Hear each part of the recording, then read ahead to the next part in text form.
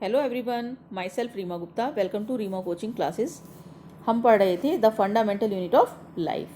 तो जो हमारी लास्ट वीडियो थी उसमें हमने पढ़ा था प्लाज्मा मेम्ब्रेन और उसके फंक्शंस क्या थे, उसके डिफ्यूज़न और ऑस्मोसिस। और आज हम पढ़ेंगे सेल वॉल। तो सबसे पहले तो हमें ये पता होना चाहिए कि सेल वॉल जो होती है वो सिर्फ प्लांट सेल में होती है। जो आपकी एनिमल सेल होती है उसमें ये नहीं होती है, उसमें ये एब्सेंट होती है। तो स्टार्ट करते हैं। Plant cell in addition to the plasma membrane have another rigid outer covering called the cell wall. जो आपकी प्लांट सेल होती है, सपोज आपकी ये प्लांट सेल है तो उसमें जो ये प्लाज्मा मेम्ब्रेन है उसके बाहर एक और कवरिंग होती है, वो होती है सेल वॉल। ठीक है। तो जो एक प्लांट सेल होती है उसमें बाहर वाली कवरिंग को क्या बोलते हैं? Cell wall.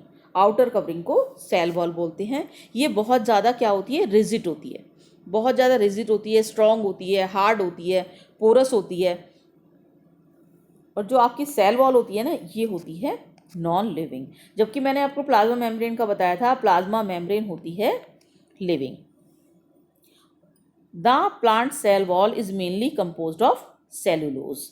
जो आपकी प्लांट सेल होती है वो सेलुलोज और हेमी सेलुलोज की बनी होती है।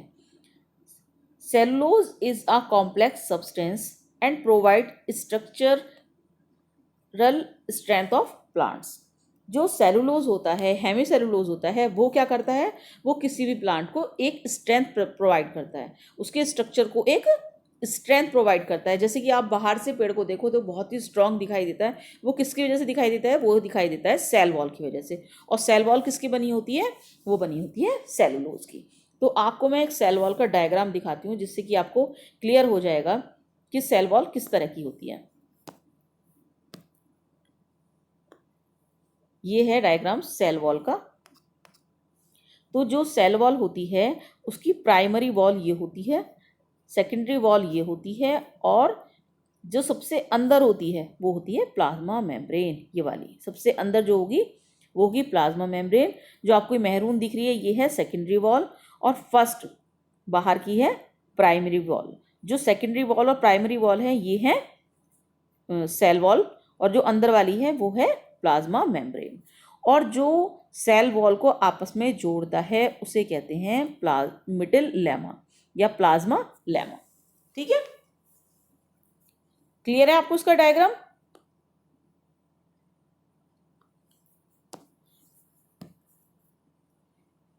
When a living plant cell loses water through osmosis, there is an shrinkage or contraction of the contents of the cell away from the cell wall। यानी कि जब एक सेल के अंदर पानी की बहुत ज़्यादा कमी हो जाती है ऑस्मोसिस की प्रोसेस की वजह से, वो वाटर बहुत लूज कर देती है एक सेल, तो क्या होता है कि जो उसका प्रोटोप्लाज्म होता है वो श्रिंक होने लगता है। ठीक है, जैसे कि आपकी एक सेल है और इसके अंदर प्रोटोप्लाज्म भरा होता है ना। ठीक है, तो जब ये श्रिंक करने लगता है और ये सेंटर में आ जाता है, सेल वॉल से दूर होता चला जाता है, तो ऐसी कंडीशन को कहते हैं, this phenomena is known as plasmolysis. ठीक है, तो मैं आपको ये जो आपको प्रोसेस है ये मैं एक डायग्राम की से बताती हूँ आपको, तो आपको अच्छी तरह से समझ में आएगा ये डायग्राम। ये है आपका डायग्राम प्लाज्मोलाइसिस का, प्लांट सेल है ये। तो इसमें क्या दिखाया है आपको कि जब जो बाहर निकल गया इसके अंदर से सारा वाटर बाहर निकल गया, तो क्या हो गया? ये सेल वॉल है, ये आप देख रहे हैं ना, ये सेल वॉल है।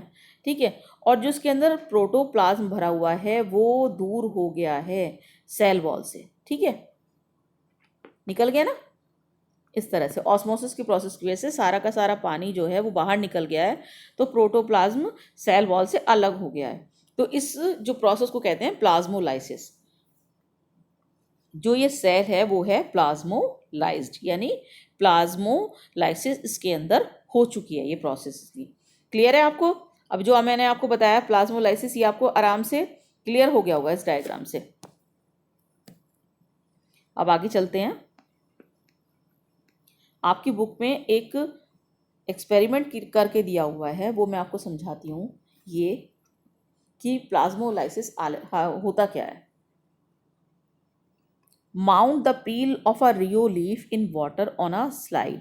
एक रियो का जो लीफ है उसके ऊपर से पतली सी पील उतारिए, उसको पानी में भिगो के, सिंपल पानी में, नॉर्मल पानी में भिगो के एक स्लाइड के ऊपर रखिए और क्या करिए, उसको एक हाई पावर के माइक्रोस्कोप के नीचे देखिए। तो हमें क्या दिखाई देगा, उसमें दिखाई देगा स्मॉल ग्रीन ग्रेन्यूल्स, और उनको क्या कहते हैं, क्लोरोप्लास्ट। समझ गए आप। यदि हम किसी पत्ती को पानी में, सिंपल पानी में भिगो के स्लाइड के ऊपर रख के, और उसको हम, लेकिन उसे हमें कवर स्लिप से भी कवर करना है, उसके बाद हम उसे माइक्रोस्कोप के नीचे देखेंगे तो उसमें हमें क्या दिखाई देंगे, ग्रीन कलर के ग्रेन्यूल्स। और जिनको क्या कहते हैं, ग्रेन्यूल्स को, उनको कहते हैं chloroplast. They contain a green substance called chlorophyll. उस जो सब्सटेंस होता है उसको क्या कहते हैं, उसको कहते हैं क्लोरोफिल। ठीक है। अब हम क्या करेंगे, उसके ऊपर एक सॉल्यूशन डाल देंगे, या तो सॉल्यूशन में पानी मिला हुआ होगा या फिर चीनी, और उसके बाद हम उसे माइक्रोस्कोप के नीचे रखकर देखेंगे। ठीक है। एक तो ये एक्सपेरिमेंट हो गया। उसके बाद हमने क्या किया कि now place some rhoeo leaves in boiling water for a few minute. अब हमने क्या किया, फिर दोबारा से हमने रियो लीव्स ली और उनको हमने क्या करा, उनको हमने थोड़े से गर्म पानी में, उबला हुआ पानी था हमारा, उसके अंदर हमने लीव्स को रख दिया। जब हमने लीव्स को रखा तो क्या हुआ, दे किल्स द सेल।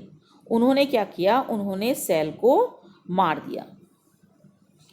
फिर क्या हुआ, हमने क्या किया, उस वाली लीव को जिसमें सेल्स मर चुके थे उसको हमने एक स्लाइड के ऊपर रख के माइक्रोस्कोप के नीचे रख के देखा। और माइक्रोस्कोप के नीचे रखने से पहले हमने उसके ऊपर भी शुगर और साल्ट से बना हुआ सॉल्यूशन, या तो शुगर डाला है सॉल्यूशन में या साल्ट डाला है, वो भी हमने उसके ऊपर रख दिया। और उसके बाद हमने उस स्लाइड को माइक्रोस्कोप के नीचे रख कर देखा। तो डिड प्लाज्मोलाइसिस अकर नाउ। अब हमें देखना है प्लाज्मोलाइसिस कौन से लीव में हुआ है और कौन से लीव में नहीं हुआ है।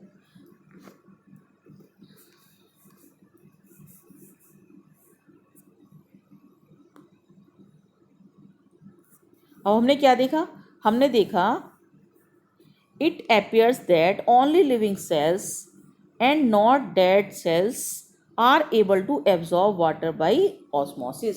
यानी कि जो हमारी प्लाज्मोलाइसिस की जो प्रोसेस थी वो सिर्फ उस वाली सेल में हुई, उस वाली लीव में हुई जो कि हमने नॉर्मल पानी में गीली की थी, भिगोई थी पानी में, जिसको हमने बॉइलिंग वाटर में डाला था। उसकी सेल सारी की सारी मर गई थी, यानी कि वो डेड सेल्स थी, तो उन्होंने ऑस्मोसिस की प्रोसेस नहीं की, तो उसके अंदर प्लाज्मोलाइसिस नहीं हुआ। Cell walls permit the cell of plants, fungi and the bacteria to withstand very dilute external media without bursting. यानी कि मैंने आपको जब पढ़ाया था प्लाज्मा मेम्ब्रेन, तो मैंने आपको बताया था कि हाइपोटोनिक सिचुएशन होती है। हाइपोटोनिक सिचुएशन कौन सी होती है, उसमें क्या होता है, सेल में ज़्यादा कॉन्सेंट्रेशन होता है और सेल के बाहर कॉन्सेंट्रेशन कम होता है। तो उसमें क्या होता है कि जो सेल होती है, जब मैंने बताया था कि ऑस्मोसिस में हमेशा कम से ज़्यादा की तरफ होता है। ठीक है। तो जब हमारी सेल के अंदर जो है वो कॉन्सेंट्रेशन बहुत ज़्यादा है और बाहर की तरफ है कम, तो बाहर की तरफ से जो वाटर है वो किसके अंदर जाएगा, वो सेल के अंदर जाएगा। और सेल जो हैं वो क्या करेंगी, वो ऑस्मोसिस की प्रोसेस की वजह से वो स्वेल कर जाएंगी। तो यही लिखा हुआ है आपका, the cell swells building up pressure against the cell wall. जब वो सेल फूल गई हैं तो वो क्या करेंगी, वो सेल वॉल जो होती है वो उसके ऊपर प्रेशर डालना शुरू कर देती हैं। The wall exerts an equal pressure against the swollen cell. और जो सेल वॉल होती है वो सेल के ऊपर, जो स्वेलन शेल है उसके ऊपर प्रेशर डालती है।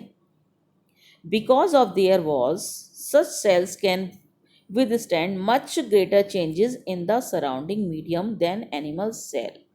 इसका मतलब ये है कि जो आपकी सेल है, स्वेलन शेल है, वो भी सेल वॉल के ऊपर प्रेशर डाल रही है और सेल वॉल भी सेल के ऊपर प्रेशर डाल रही है, जो फूली हुई सेल है।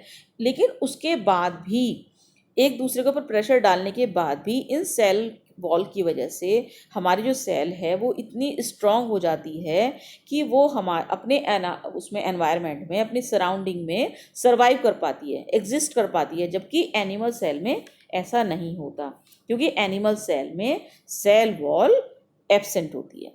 समझे आप?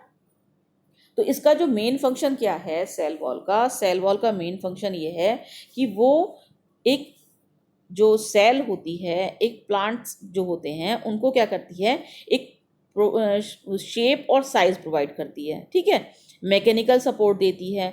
और क्या होता है, जितने भी आपके वो हैं प्लांट सेल हैं, वो कितनी भी कंडीशन, कैसी भी उनके बाहर कंडीशन है, सराउंडिंग्स में कैसी भी कंडीशन है, उसमें वो एग्जिस्ट कर पाती हैं, ठीक है ना।